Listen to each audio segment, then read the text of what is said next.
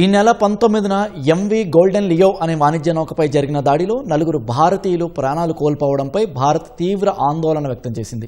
ఈ దాడిని తీవ్రంగా ఖండిస్తూ ఢిల్లీలోని రష్యా దౌత్యాధికారి వ్లాదిమిర్ లడన్నోవ్కు కేంద్ర విదేశాంగ మంత్రిత్వ శాఖ సమన్లు జారీ చేసింది. నౌకలపై దాడుల వల్ల అంతర్జాతీయ సముద్ర వాణిజ్య భద్రతకు స్థిరత్వానికి తీవ్ర విఘాతం కలుగుతుందని భారత్ స్పష్టం చేసింది.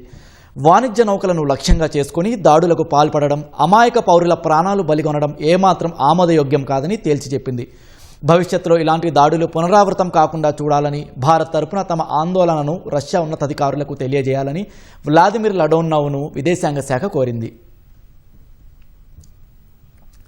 జూలై 19న సాయంత్రం ఒడెస్సా నౌకాశ్రయం నుంచి బయలుదేరిన ఎంవి గోల్డెన్ లియో అనే వాణిజ్య నౌకపై రష్యా క్రూయిజ్ క్షిపణులతో దాడి చేసింది.